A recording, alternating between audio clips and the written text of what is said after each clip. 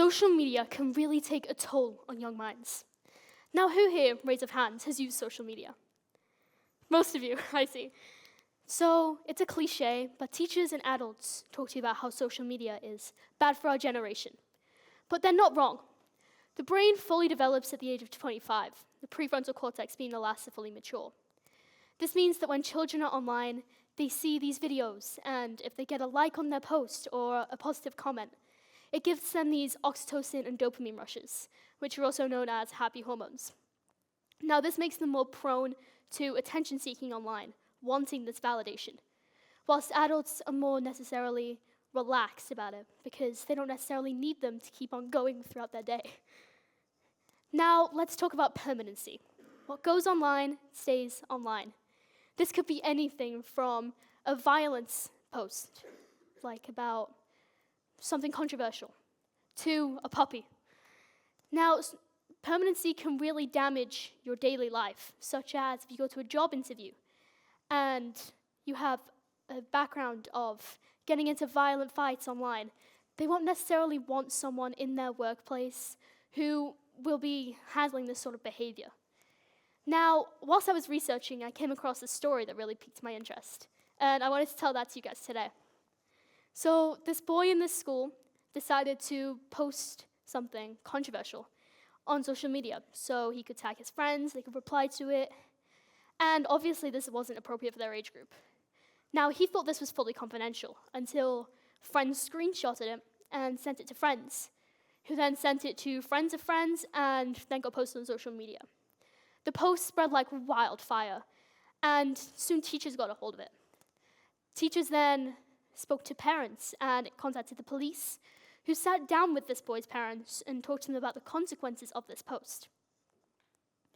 Now, if we switch back to the first point on the maturing of the brain and the prefrontal cortex, teenagers are more vulnerable to certain disorders online, such as stress, anxiety, depression, etc. This is obviously horrible and not good for their mental health. And it can also be portrayed in another way, which is if you see someone online, body image. You can be prettier than them, they can be slimmer than you, and it'll give children a sense of hopelessness, wanting to do anything to be like that. Now, another part of social media is obviously online filters, which can be seen on Snapchat, Instagram, TikTok. This girl, Crystal, 26 years old, she decided, I want to look like the Snapchat filter I've seen online. I went to get surgery. She's not the only one that's experienced Snapchat dysmorphia, as in 2013, only 13% of people said to their surgeon, I want to look like this person, or I want to look like this filter. And 3 years later, in 2016, it rose to 55%. Now, social media also contains bullying and catfishing. Catfishing is having a fake persona online and pretending to be them, talking to people online, and because you're behind a screen, nobody knows what you are, who you are, and what you're saying online.